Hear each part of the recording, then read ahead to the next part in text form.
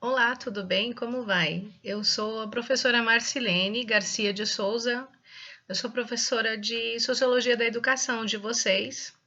Eu e a professora Nayara Anise Pinheiro, né, estamos ofertando a disciplina. Espero que vocês estejam apreciando e acompanhando esse debate que é extremamente importante para vocês que serão, né, professores e professoras, sejam em escolas públicas ou escolas privadas, ou no ensino fundamental, no ensino médio, ou esperamos inclusive que sejam no ensino superior, na educação superior.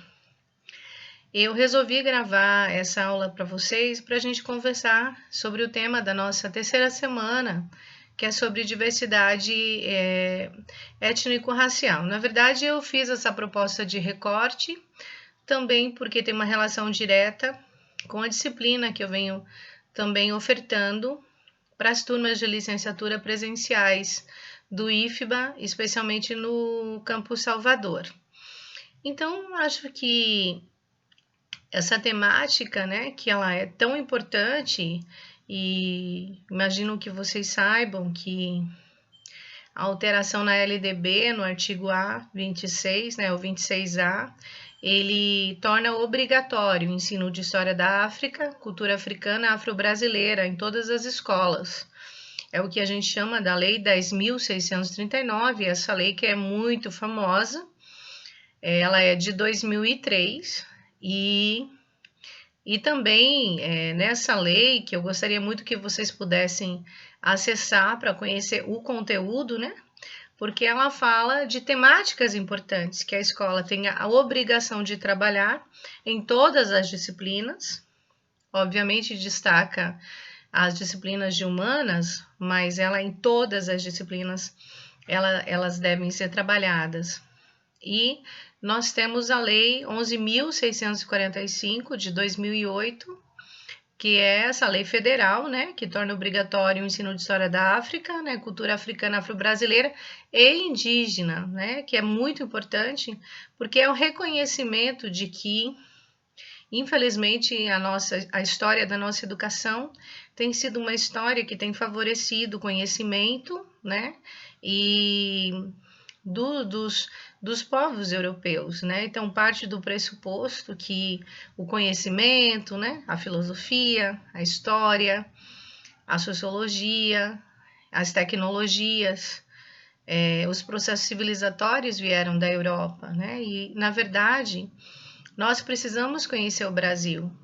E para conhecer a história do Brasil verdadeiramente, nós precisamos conhecer o Brasil desde os africanos e os seus descendentes, e o Brasil dos povos originários, que, como nós bem sabemos, pouco nós sabemos sobre essa história.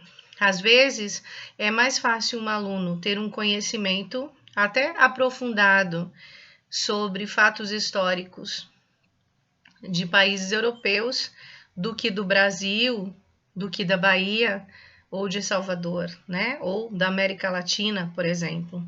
Então, a Lei 10.639 de 2003 e a Lei 11.645 de 2008, elas vieram também para mudar os rumos da educação brasileira, de pensar que perfil de educação é essa, de reconhecer, a gente está falando de reconhecimento do valor dos povos originários e dos africanos para a construção do país, para a formação deste país e efetivamente, inclusive, para que nós possamos fazer críticas construtivas sobre o perfil de educação e de conhecimento e de forma de conhecimento que historicamente nós tivemos e ainda temos, né? Então, eu fiz um recorte aqui para vocês. Vou tentar fazer uma gravação aí de 2 tempos, de 10 ou talvez 3, para também não ficar muito cansativo para vocês acompanharem.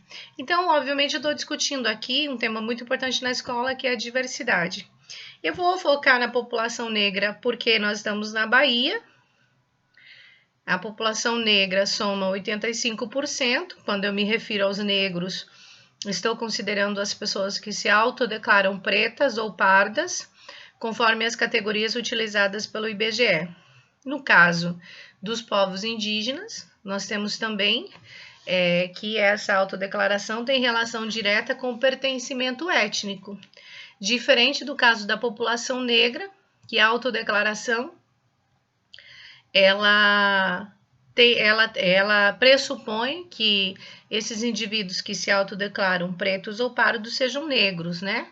Ou seja, que apresentem traços fenotípicos negroides, mais acentuados ou menos acentuados. Os mais acentuados seriam as pessoas pretas, né? Pelo IBGE, exemplo, Pelé, exemplo, Benedita da Silva.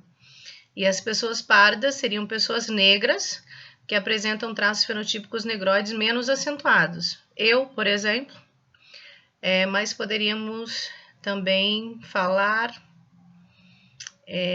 de quem, gente? Me dá um exemplo aí de uma mulher negra mais clara, que vocês poderiam. Eu tô lembrando da Beyoncé aqui, mas eu tô querendo alguém mais escuro e tô com alguém com a cara do Brasil. Vamos ver se até o final da gravação eu vou lembrar, tá bom? Vamos lá que a gente tá fazendo um exercício então, tá? Pelé, negro preto, Ronaldo Fenômeno, negro pardo e Neymar, negro pardo, né? Então ambos são negros com tonalidades diferentes. E entre as mulheres também.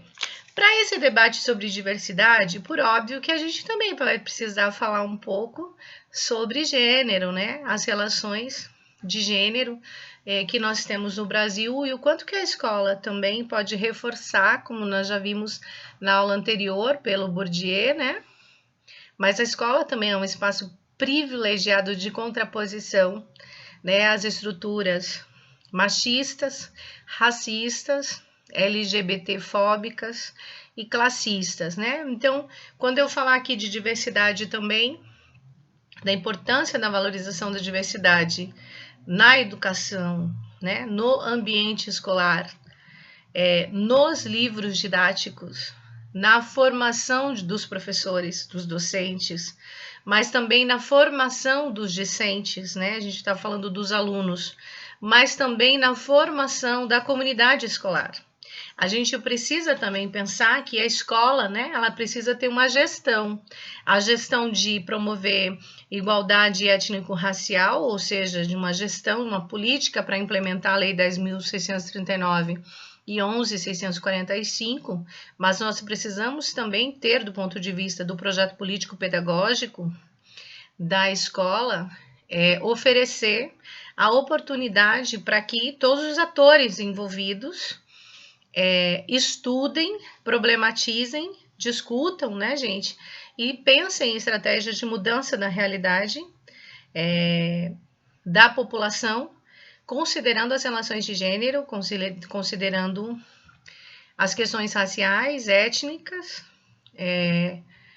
de orientação sexual, de classe, e também das pessoas com deficiência, e aí as diversidades que a gente observa também na escola e os desafios também de uma inclusão que seja efetiva. Então, cada um e cada uma podia refletir agora, né? Como será, né, ser um professor e uma professora e lidar com tanta diversidade na escola? O que nós temos que refletir é como que esse ambiente não pode reproduzir hierarquias dentro. Ao mesmo tempo que o reconhecimento da diferença e o reconhecimento de como essa sociedade trata os diferentes, porque a ideia é que eles não sejam aniquilados, mas que eles sejam incluídos, inseridos, né? Incluídos, aqui eu estou usando o conceito de inseridos também, considerando a sua diversidade, a sua diferença. Então, é um debate, acho que muito importante para a gente fazer, né, sobre a escola, porque a escola não pode ser omissa, a escola não pode ficar em silêncio, e ela não pode também reproduzir desigualdades. Então, a ideia é que a gente possa refletir sobre como que esse espaço tem refletido, obviamente, a sociedade e vai fazendo com que os mais desiguais continuem sendo desiguais nesse ambiente escolar. O que nós precisamos refletir aqui é sobre o conceito também de ação afirmativa, né? Que por ora tem sido utilizado mais comumente para a população negra, por meio de cotas raciais, mas nós temos que também refletir sobre a ideia do conceito, né? Que das ações afirmativas, que é construir políticas para promover igualdade de oportunidade. Políticas para promover igualdade de oportunidade. E nesse sentido, uma pergunta muito simples seria: construir políticas de igualdade de oportunidade para quem? E a resposta, ela é muito simples mesmo. Construir políticas para quem estiver precisando, ok? Muito importante também pensar no conceito de ações afirmativas, para a gente refletir diversidade étnico-racial, discutir gênero também no ambiente escolar, é que há um pressuposto das ações afirmativas, que é, obviamente, de reconhecimento da diferença, que é de reparação pelas injustiças históricas, que é de observar, então, que, seja no caso da população negra, seja no caso dos povos indígenas, das mulheres, historicamente, esses grupos padeceram de injustiças históricas, e que essas ações afirmativas, elas vêm, né, para reconhecer que historicamente houve essas desigualdades, mas para possibilitar que na construção de políticas específicas, políticas focalizadas para esses grupos, que as desigualdades sejam minimizadas. Então a gente está falando de tratar os desiguais de forma desigual. Não é justo tratar de forma igual os desiguais, e eu estou citando aqui o Aristóteles, no século V a.C., que é considerar os grupos, né, que vulnerabilizados, ou que a gente chama de desvantagens sociais, nessa dada realidade social, considerar a importância de um tratamento diferenciado justamente para promover a igualdade, o que a gente poderia chamar de discriminação positiva, né, que é um termo aí estadunidense, né, que é uma discriminação positiva.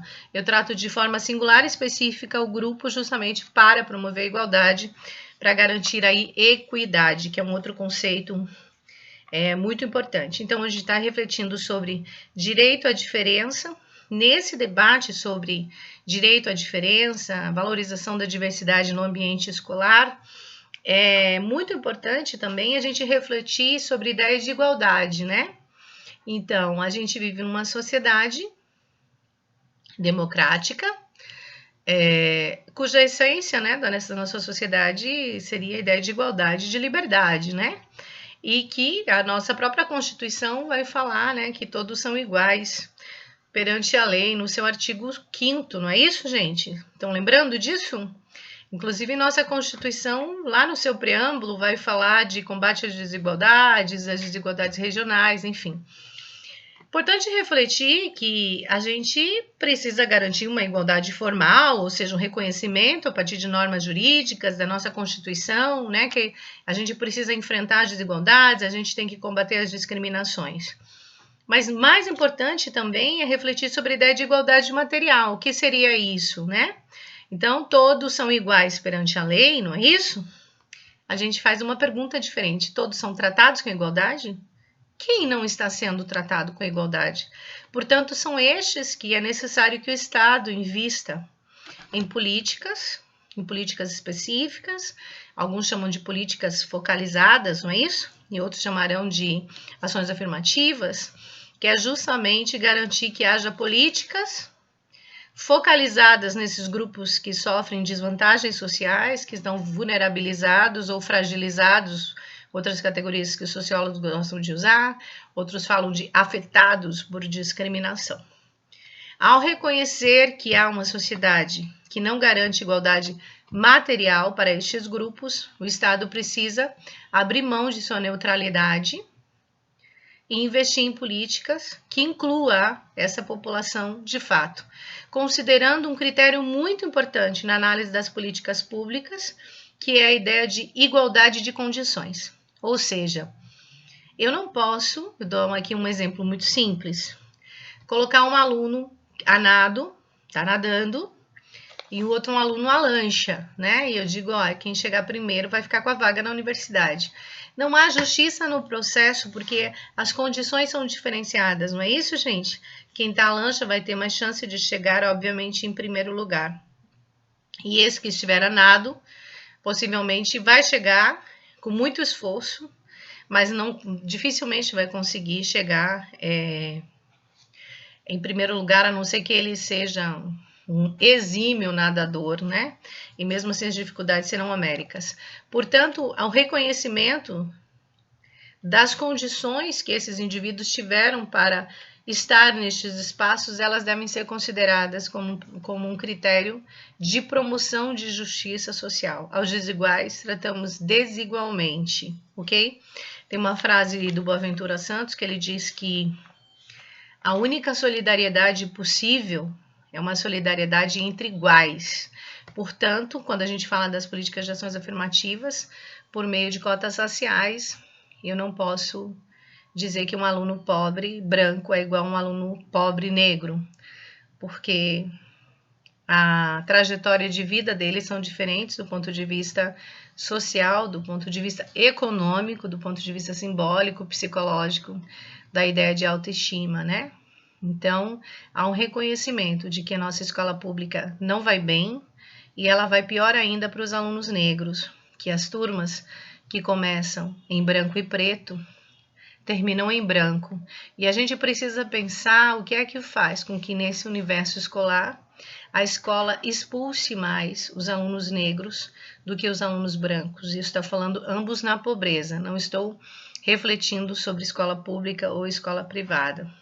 Então, esses obstáculos são importantes para a gente refletir como educador e como educadora, porque a formação, a nossa formação, né, qualificada, vai possibilitar, sim, que a gente tenha possibilidade de intervenção, né, com mais qualidade na escola.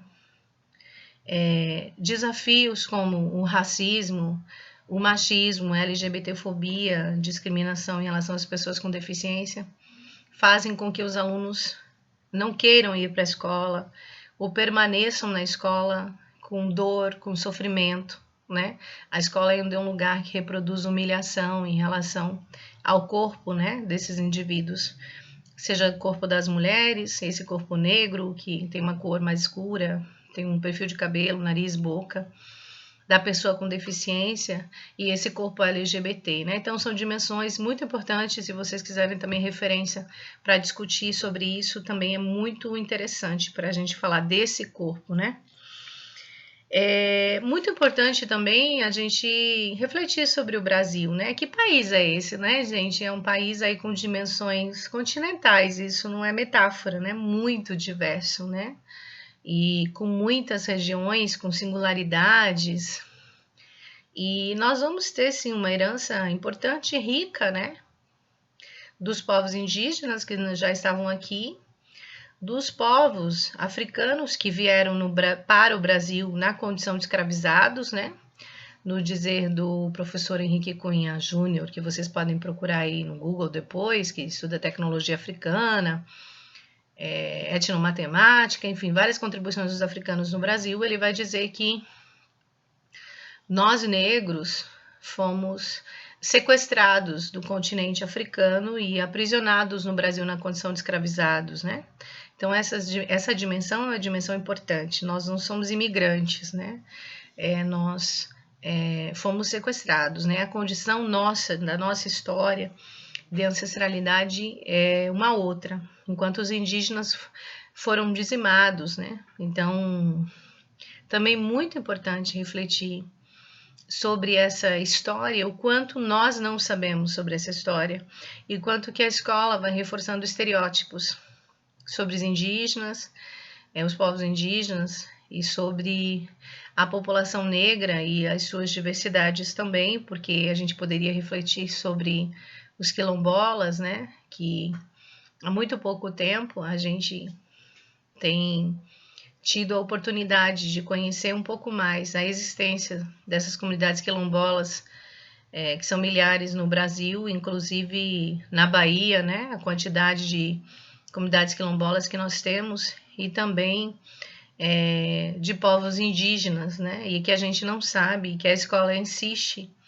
em não contar, né. Então, um desafio também para nós, como educadores e educadoras, de não reproduzir essa forma de silêncio, de invisibilização e de estigmatização, né, dos povos indígenas e da população negra.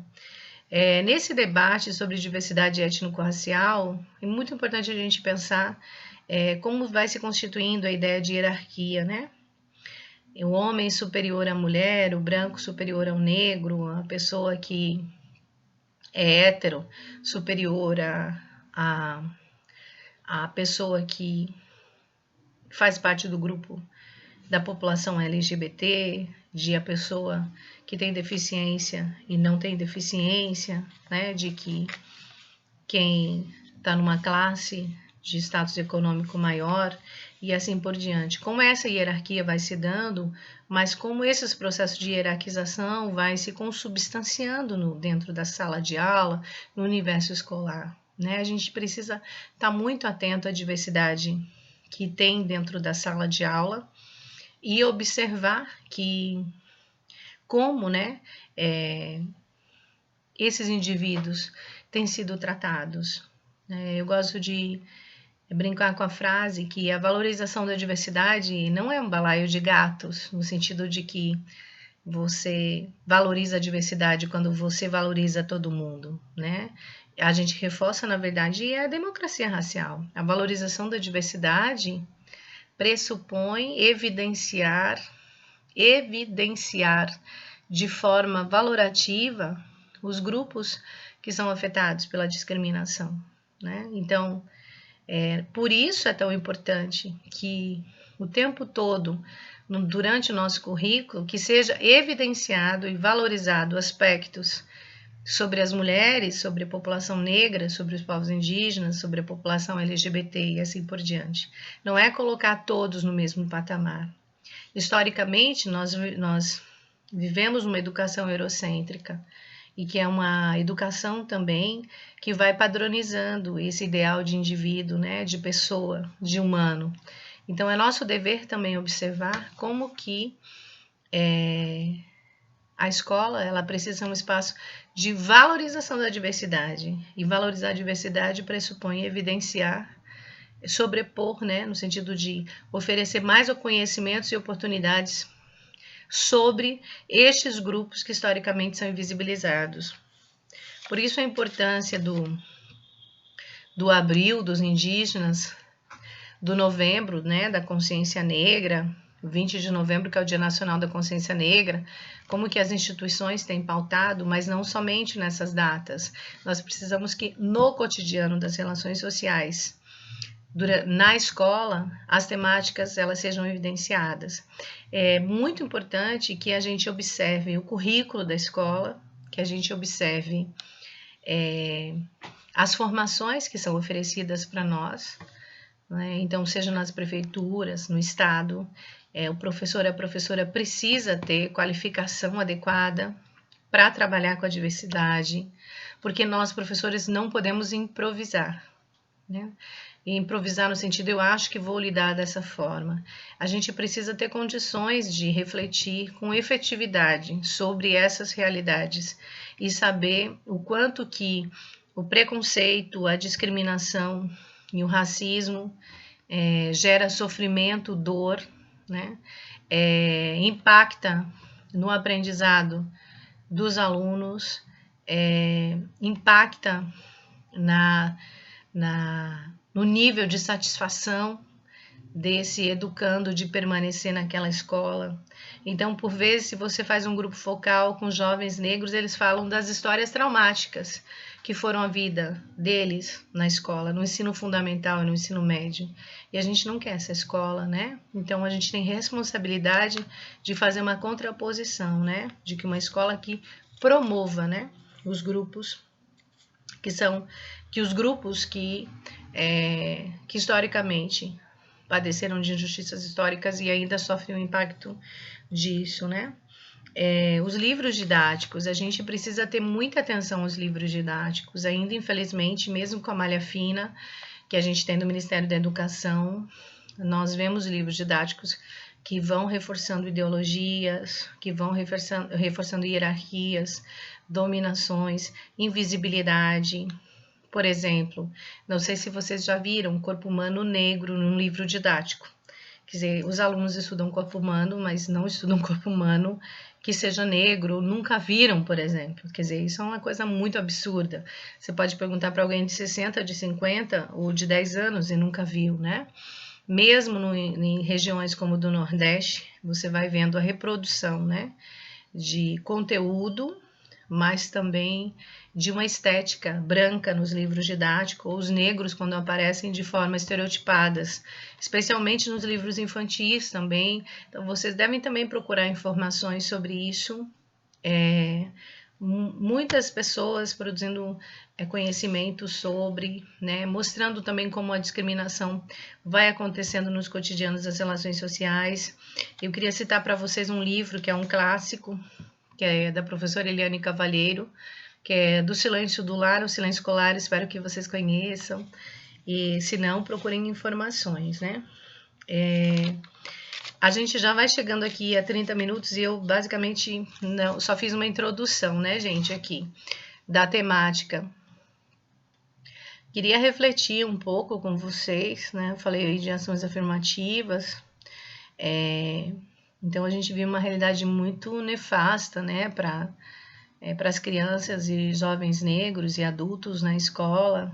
Em média, de cada 4 jovens que estão fora da faixa de idade série, entre os brancos de 4, 3 estão dentro da faixa de idade série, e entre os negros, 3 estão fora da faixa de idade série. Se vocês também observarem indicadores sociais, muito importante que vocês busquem informações no IBGE, no IPEA, que é o Instituto de Pesquisa Econômica Aplicada, no DIESE, entre outros, né, vocês vão observar os desafios, né, de inserção da população negra no mundo do trabalho, mas de permanência na educação. E a gente precisa pensar seriamente sobre isso, né? Como é que a escola ela vai criando condições de que as crianças, jovens e alunos não queiram permanecer nesse espaço, né? Ainda sobre a questão de gênero, que eu gostaria de refletir, sobretudo por conta da incidência, né, de feminicídio e casos que têm acontecido aqui na Bahia, envolvendo mulheres brancas, mulheres negras, né? Ainda que a gente saiba que a incidência de feminicídio é muito maior, né, entre as mulheres negras.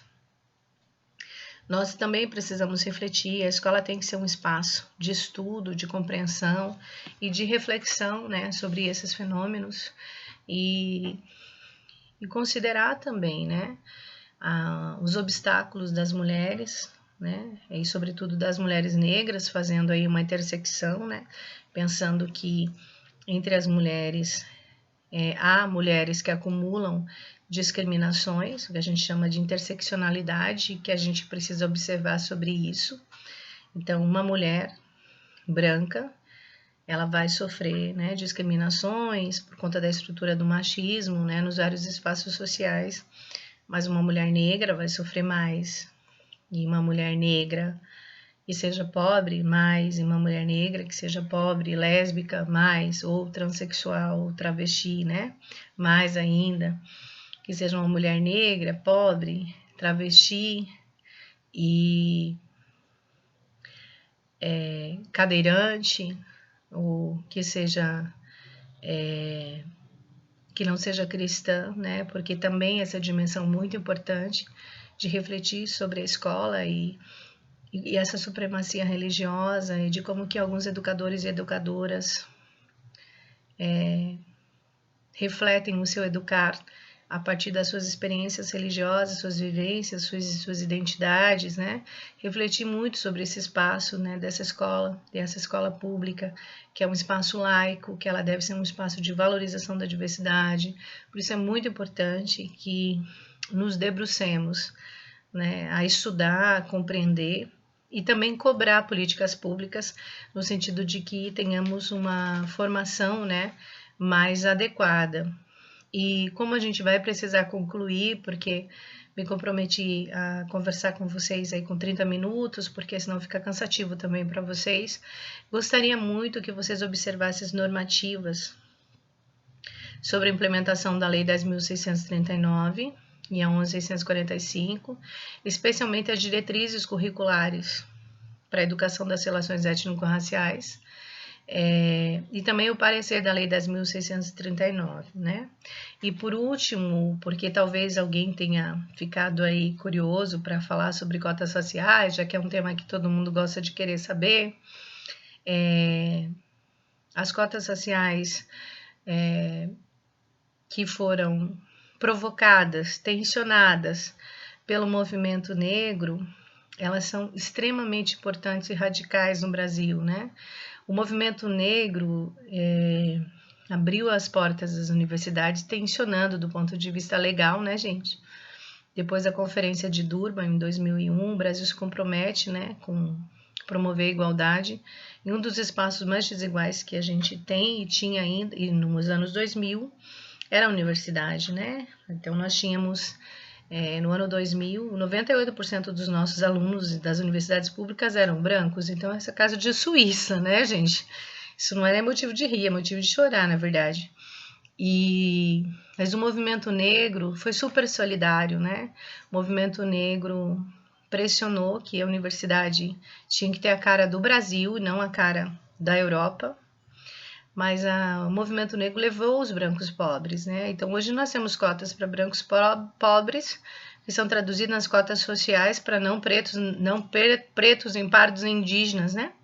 Então, nós temos cotas para brancos pobres, nós temos as cotas raciais para negros, né? Os pretos e pardos, nós temos para indígenas, e algumas universidades já conquistaram, né? Uma política que é de inclusão também de quilombolas, para pessoas com deficiência e para refugiados. Isso favoreceu uma coisa muito rica, muito interessante, importante na história do Brasil, que é a democratização dos espaços da universidade para as pessoas, né? Os grupos que fazem parte da nossa sociedade. E aí, olha que interessante que esses alunos, especialmente os alunos negros, né? Eles são os mais pobres entre os pobres e eles tem tido um rendimento acadêmico louvável, muitas vezes tem melhores notas do que alunos de classe média, né? Então, é interessante refletir sobre isso, como é que o filho da empregada está tirando a nota melhor do que o filho do patrão. Isso aí é uma coisa que tem uma ruptura importante para a gente refletir sobre a educação, né? E sobre o acesso à educação superior, porque a educação superior é um espaço de poder, né? De poder e saber. Então, muito importante, porque historicamente nunca entraram tantos negros nas universidades, possibilita que essas potências e talentos negros sejam aproveitados em todos os espaços, né? E o cachorro do vizinho tá latindo, vocês estão ouvindo, né, gente? Mas ainda bem que já tá acabando o vídeo. E aí, então, muito importante, os indígenas também, né? Os quilombolas. Então, esse é um movimento, acho que o movimento negro é um movimento vencedor aí da última década, porque conseguiu pautar o tema, por isso eu tô aqui conversando com vocês, mas ainda nós somos muito poucos na universidade, nós somos muito poucos, né, nos espaços de poder, especialmente as mulheres negras. Então, nós que estamos na Bahia, que possivelmente a maior parte dos nossos alunos sejam negros, né? Sejam eles pretos ou pardos, já que os pardos são negros também. É bom lembrar que às vezes os pardos ficam achando que são morenos, mas não são tratados como brancos, né?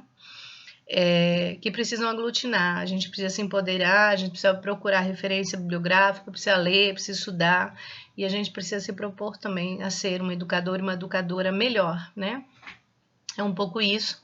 Estou à disposição para conversar com vocês. Muito sucesso, desejo para vocês, muita resiliência, né, desafioso, é assim mesmo, viu? E boa sorte, viu? Que vocês tenham aí muitas realizações. E eu estou disponível para conversar ou para mandar referência bibliográfica, caso vocês queiram, tá? Gente, tchau, nos vemos, viu?